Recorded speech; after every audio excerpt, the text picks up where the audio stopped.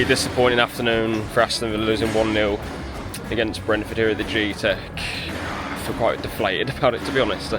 Villa really lacked cutting edge, potency, pace, creativity, all those different ingredients you need to score goals in the Premier League, not only one goal, to win a game.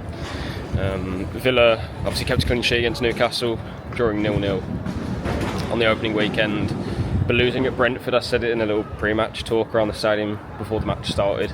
Anything other than a win, I think, would have been disappointing, and I stand by that, because I think even if Villa came up with an equaliser like they did a few years when Douglas Luiz scored in the 87th minute or so to salvage a point back then, that was seen as a really positive point at the time, and times have changed now for both clubs, particularly Brentford, who I think many are tipping to be in a relegation fight, missing some key, a key player in Wissa, selling others, of course, over the summer. This just felt like a big opportunity for Villa to win their first game of the season, but not only losing, but the manner in which they lost was really frustrating. It wasn't a game in the second half where Brentford were peppering Villa and played some outstanding football. Far from it. Villa had full control, nearly 80% of the ball, yet struggled to make chances, and was it 2 shots on target in the whole match? It's not good enough from an attacking point of view. Morgan Rogers started in support of Ollie Watkins, with of course John McGinn out on the right, and Yuri Tielemans as well, playing almost like a 10 but then coming a bit deeper when Kamara would tuck into a back three. Kamara came off though, of course, just after Dango Ouattara opened the scoring. Not a pretty goal from Villa's point of view at all. A flick on from Thiago, sorry. And Pau Torres was beating for pace at the back. Villa caught out. A good save from Martinez, of course, initially, but then a rebound from Ouattara. 1-0 Brentford. Villa responded in terms of keeping the ball and not allowing too many opportunities thereafter, but I think that says more about Brentford than it does about Villa, to be perfectly honest. I'm just really struggling for positives after this one. It's it's not ideal with Crystal Palace around the corner. We all know what Crystal Palace have been like against Villa, but just in the first 2 games of the season, clearly Villa are lacking up top, and it's not something that I thought I'd be saying after pre-season. Villa scored lots of goals in pre-season and looked sharp. Watkins had 5 goals in 5 games, right? Rogers also among them, of course. Daniel Marlon too. Marlon can't really get much of a look in, especially from the off. Hasn't started either of the Villa's opening 2 matches, and was substituted around 65 minutes. It is enough time for him to make that impact, but at that stage of a game when Brentford are so low and deep, it wasn't probably ideal circumstances for him. The game wasn't open enough for him to use his best qualities and attributes. The service as well for him and Watkins in the second half wasn't quite there. I don't really recall an opportunity that Villa had apart from when Morgan Rogers was slipped through by Emi Buendia. Buendia came on replacing Kamara. A little surprised Marlon wasn't the bloke came on to replace him. But Buendia, to be fair, I think actually did okay. One of the better players, at least before he was brought off himself. So Emery would disagree with that for sure. He took him off. It looked tactical, didn't look like an injury.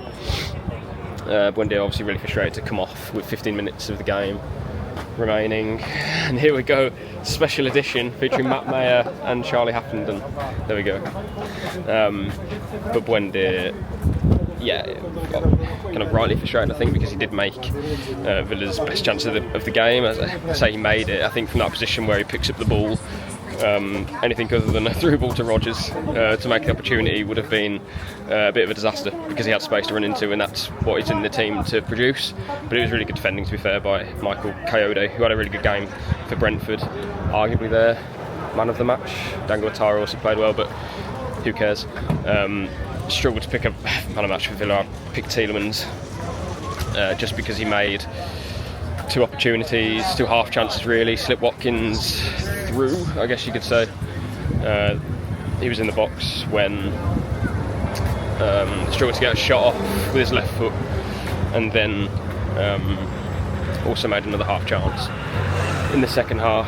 But that was really as good as it got for Villa. No real test for Kelleher during the game. I think Tielemans laid the ball off for McGinn in the first half. McGinn had a shot from around the edge of the box, but really nothing of note.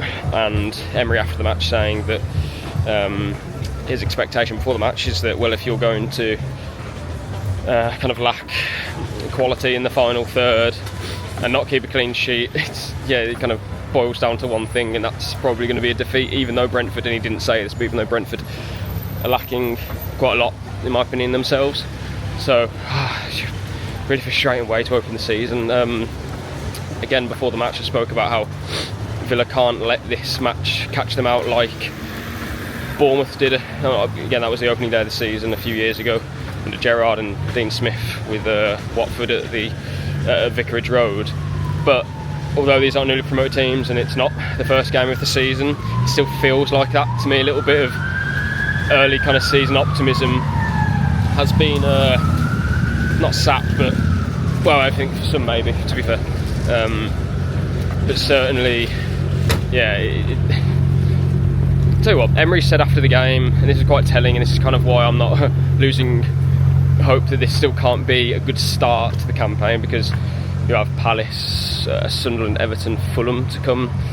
Obviously you got the September international break after Palace, but Emery spoke quite a lot actually about the transfer window and the circumstances that need to be fixed, and Villa need reinforcement, so the club are clearly aware of it. Obviously they are limited and hamstring in the market, but Emery seems pretty confident that things are going to be happening, and he needs it as well, because Villa aren't right at the moment, and it's one thing playing without the energy needed to win a Premier League game, especially against a team who are just playing their first home match with a new manager. But Villa need more quality, but also pace. I think that's so important. They don't look a threat in transition, even though today we didn't see that a whole lot.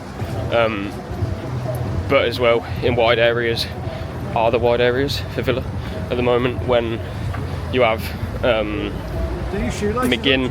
Yeah, my shoelaces are completely untied, they're going to fall off my shoes. McGinn doesn't offer that natural width. Emery says it himself, that he's not a one-on-one player. And on the left side, Rodgers only wants to do one thing, come inside, which is fine, because you have more natural width from your full-back, or wing-back even, in Luca Dean or Ian Maatsen. But it gets too crowded, too clustered in the middle of the kind of those more central zones, especially in the final third, and it doesn't look right. And there's a few times where you pick up your head, obviously you're typing away in the press box, and you pick up your head and everything's so static, there's no movement off the ball, and you're thinking surely Marlon can break into this team and offer something off the ball and cause problems in spaces, but no, Emery doesn't obviously see it that way. So where do Villa go from here? So Palace next Sunday. Obviously bodies need to come in before then, and you'd think that would be the case, because if they're not before that game, well, then it's all happening on deadline day, and that obviously isn't ideal. As long as Villa get what they want through the door, you kind of judge it after then, but anything but a win against Palace, and this has obviously been a really poor start to this season then, and Villa's standards have been set so high that you have to judge it like that. A win against Palace, draw against Newcastle, a defeat at Brentford, I don't think anyone would have taken that, because ultimately you don't want to lose any of your three, especially against teams who Villa finished above last season, apart from Newcastle, but by goal difference. It's, you know, Villa can finish above Newcastle this season. What I'm trying to say is that and this isn't really the kind of barometer, right, but Villa, according to Opta, have the easiest start in the Premier League, and although people will say, well, you need to back it up still, it's very true. However, this was a good start to the season fixture-wise for Villa, so really a win, that's all that will do against Palace. And as I say, you go into games then against other sides who have aspirations themselves. Everton away from home. Fulham will want to kick on. They haven't done much business, but they'll have something to say for some negativity around them at the moment. But yeah, real frustrating one today. Just gonna have to get over it. A win against Palace will go some way to getting over this result, but it just feels like at the end of the season, especially if Brentford don't really pull up any trees, this will be one of those results in the campaign you look back on and think, that's one that really got away from us. So yeah, Emery after the match saying that the most important thing now is to stay calm, which I agree with, and he'll know better than anyone else what could come through the, or who could come through the door next week, and maybe on Monday as well, September the 1st before 7 o'clock. It feels really important the next week in Villa's season, actually, to get the right profile of players more than anything. But of course, we know Villa are restricted, so we'll see how they go. See how we go in the next few days in the lead up to the Palace game at home on Sunday.